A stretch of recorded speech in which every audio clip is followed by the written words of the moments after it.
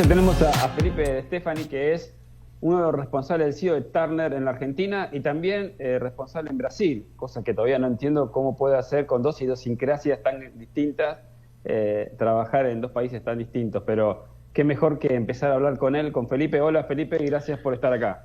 ¿Cómo estás, Martín? ¿Cómo estás, Ángel? ¿Cómo va todo? Hola a toda la audiencia, ¿qué tal? Bien, contentos ¿Cómo, de hablar con Sí, vos. decime. No, contentos de hablar con vos, Felipe. Entonces, ahora me parece que va a arrancar Martín, que está tomando un mate. Mira qué bueno, tomando un mate, yo estoy con un tecito. ¿Vos qué estás haciendo en esta época? Yo qué estoy haciendo, Sí. mira, estoy por un lado trabajando desde casa, que para mí no es tan raro porque durante todos estos últimos probablemente 2 años, como tengo todo lo de Brasil y todo lo de Argentina, mucho lo manejo por videoconferencia en general, entonces estoy bastante acostumbrado, pero entiendo que para la mayoría de la gente es todo nuevo el tema del teletrabajo. Pero ahora sí lo que tengo de complejidad es que tengo a los chicos en casa. Tengo 3 chicos en edad escolar, uno que tiene 11, otro que tiene 9 y otro que tiene 7, 3 varones, los 3 de River, y, y los 3 en el colegio. Entonces ahora viste que los padres somos maestros también. Es increíble, pero en lugar de darles clase por videoconferencia, les mandan tareas solamente y los chicos no tienen ni idea de qué hacer. Entonces estamos medio un poco tratando de enseñar nosotros sin saber enseñar, así que bueno, con esa complejidad adicional. Pero tratando, te digo, en resumen, lo que estamos tratando de hacer en la compañía es tratando de mantener a los equipos unidos, tener muchas reuniones sobre, con debates honestos, no solamente sobre cómo responder a esta crisis que es de proporciones descomunales, sino también sobre estrategia para el futuro, porque creo que esto está reconfigurando un poco el mapa general de todas las industrias, pero sobre todo de medios, y creo que es muy importante cómo gestionemos ahora para ver cómo salimos de esto y en qué posición quedamos cuando estemos afuera de esto, afuera de esta crisis, ¿no? Entonces, yo creo que como estrategia tenemos mantener a los equipos unidos y le estamos pidiendo a toda la gente, a todos los directores y toda la gente que maneja equipos, que tenga contacto fluido con sus equipos por videoconferencia, y no contacto una vez por semana, sino contacto diario. Es así un poquito como estamos manejando, pero obviamente esto es muy incierto. La verdad es que es difícil poder entender cómo la gente está llevando esto, porque obviamente dentro de este aislamiento también hay mucho asunto invisible, ¿no? No se ve mucho qué es lo que está pasando.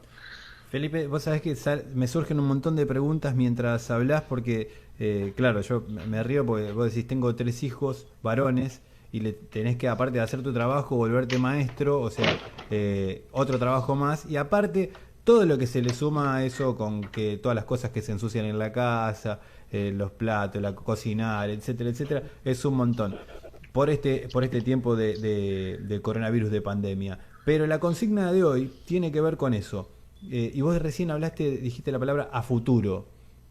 ¿Qué pensás que va a cambiar después que pase todo este tiempo de estar encerrados? Bueno, yo creo que una de las primeras cosas que estamos viendo es que la transformación digital se aceleró, ¿no? Se aceleró a fuerza, por la fuerza, digamos. Ujú. No porque la gente haya querido, sino porque todos nos vemos desafiados a trabajar remotamente y a poder a meternos en asuntos tecnológicos que quizá antes no eran tan necesarios. Entonces yo creo que hay un mundo más digital que se viene, lo cual es muy buena noticia en algunos sentidos, y trae algunos desafíos en otros sentidos. Pero yo creo que vamos a una industria más digital, con lo cual a todos los que nos están escuchando, que son jóvenes todavía, no pierdan tiempo y métanse a estudiar programación, métanse a estudiar coding, porque eso es el futuro. O sea, la verdad es que creo que acá en Buenos Aires hay una demanda altísima, no satisfecha de programadores para las empresas, con lo cual se está pagando, es el único trabajo que está en alza en este momento, es lo único que las empresas están tomando. Así Wow. que hay una transformación digital muy, muy fuerte. Es más, el otro día me pasaron un chiste por WhatsApp que decía algo así como, la pregunta era tipo encuesta, ¿no? ¿Quién aceleró la transformación digital en tu empresa? ¿El CEO, el director de tecnología o el coronavirus? Y obviamente la cruz estaba en el coronavirus, porque esto es así, ¿no? Eso es lo primero que vemos. Después, por otro lado, yo creo que hay una cantidad de sectores afectados en forma muy fuerte. Yo te diría que 75% de los sectores o de las industrias están afectados, de mayor o menor manera.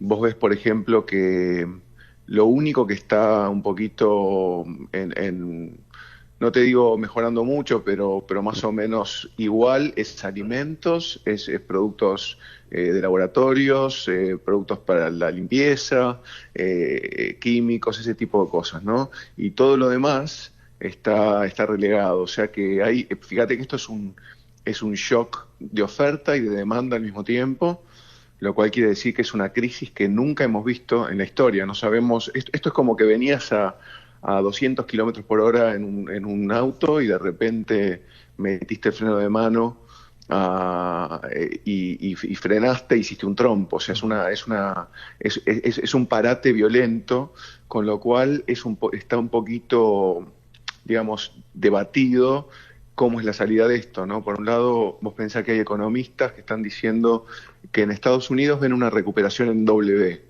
W quiere decir que hubo una caída ahora del mercado bastante violenta, hay una recuperación por la infusión de estos 2 trillones, que son billones en español, de dólares, y que eso va a generar un repunte rápido, pero después va a haber otra caída porque en el momento en que empiecen a entrar los corporate earnings y todo lo que es el rendimiento de las empresas, se va a ver que la situación es peor que lo que pensábamos, iba a haber otra caída y después una recuperación. Entonces, los países que no tienen problemas de cash, diríamos, o sea, por ejemplo, Estados Unidos, donde la Reserva Federal puede emitir dólares, más o menos lo van a pasar bien, digamos, el tema. Lo mismo pasa con Europa. Si bien las dificultades tempranas, digamos, de toda la cantidad de muertes y todo lo demás, y todo cómo pega el turismo a Europa,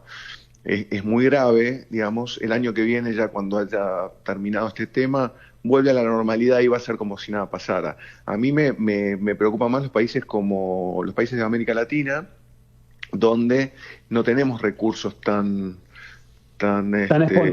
espontáneos y en tamaño, ¿no? Por ejemplo, en Argentina sé que se está emitiendo una cantidad de dinero, pero bueno, ese dinero se está emitiendo sin respaldo, porque acá dólares no hay. Entonces eso, la pregunta es si puede generar inflación.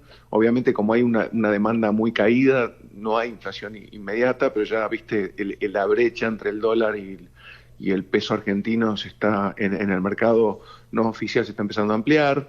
Hay algunas. Entonces, ahí tienes todo un tema económico que va a hacer naturalmente que el mundo no sea el mismo, digamos, ¿no?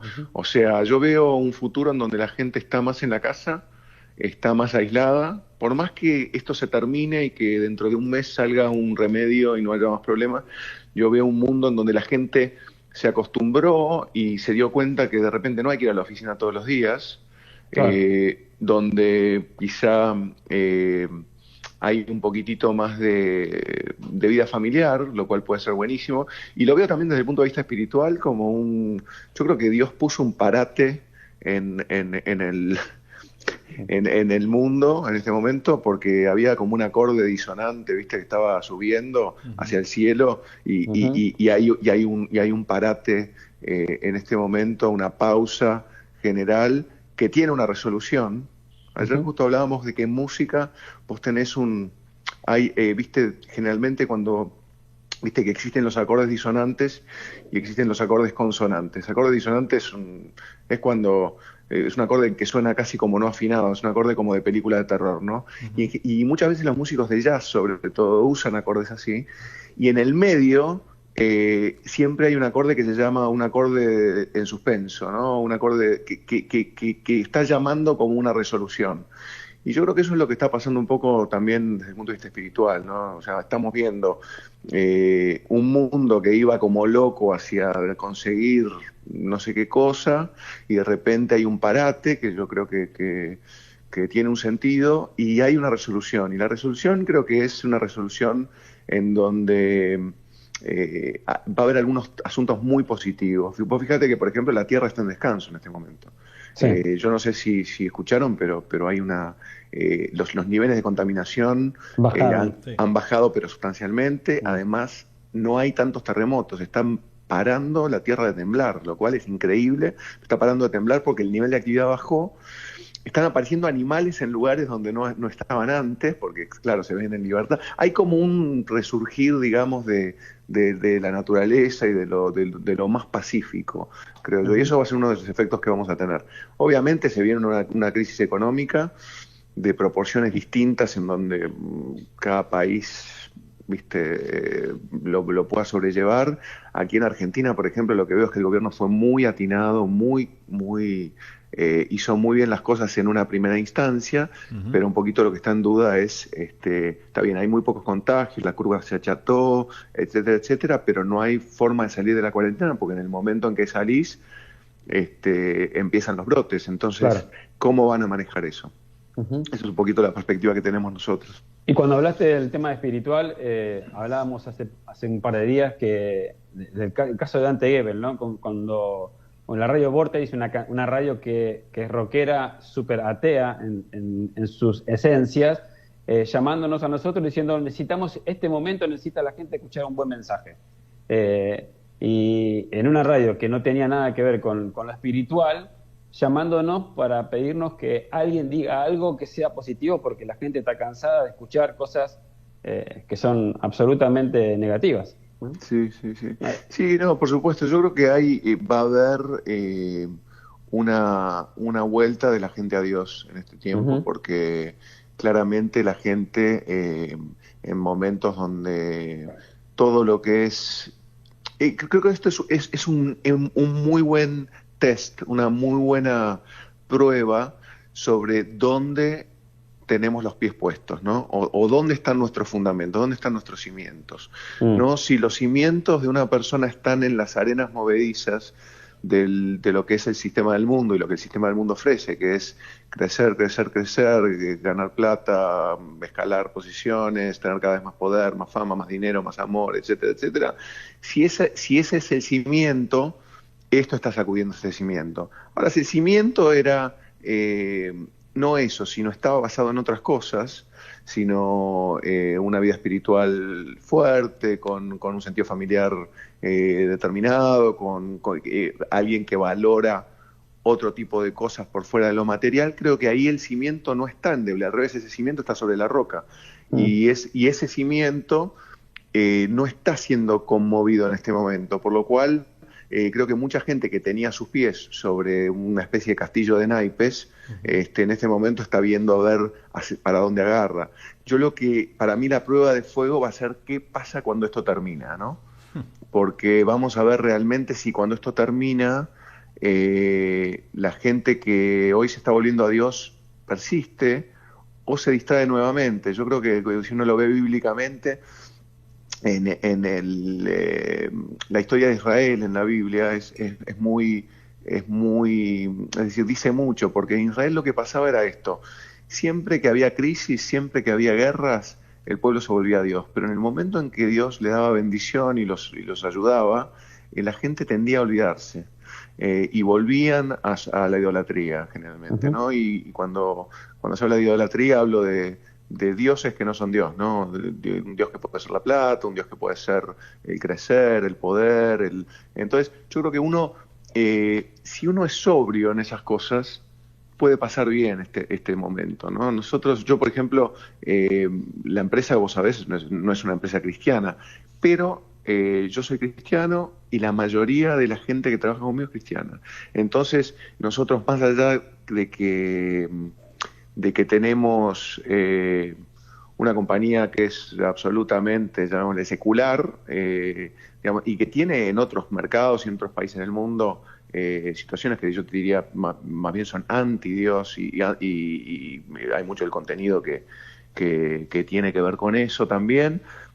Nosotros, en mi grupo, lo que tenemos claro es que el trabajo no nos define, por ejemplo, ¿no? A mí no me define mi trabajo, a mí me define quién soy por otro lado.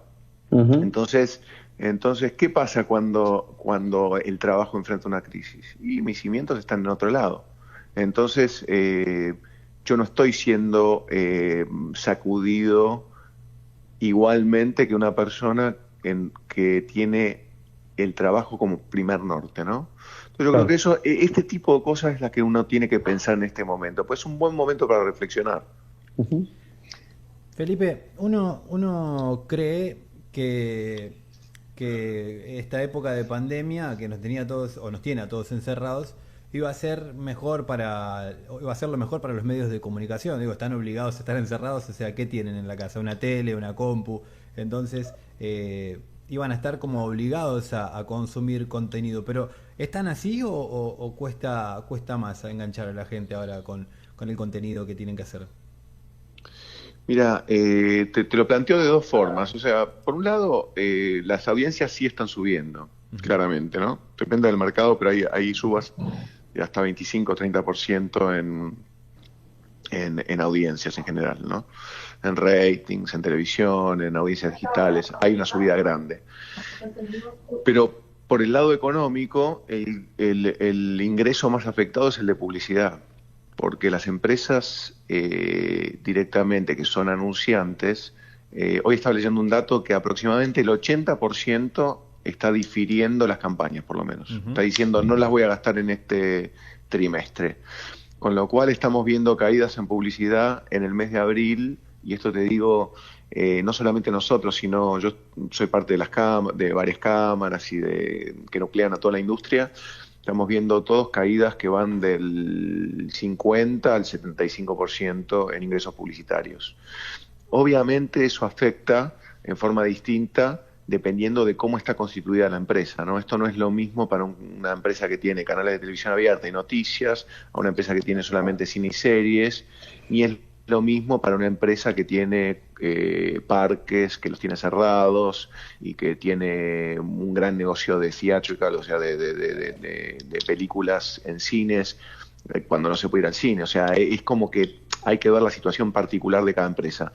Yo te diría que no es un momento bueno para los medios, a pesar de que sí se están consumiendo muchas noticias y sí hay mucha audiencia en los medios, pero el ingreso publicitario está muy, muy castigado. Entonces, es como, esto es igual tengo un amigo que es farmacéutico, tiene una cadena de farmacias grande acá en Argentina, y Ujú. el otro día me lo encontré, estamos los dos exceptuados, ¿viste? Y me tuve que encontrar con él por un tema, y nos vimos como a 2 metros de distancia, de la cuarentena, digo, ¿no?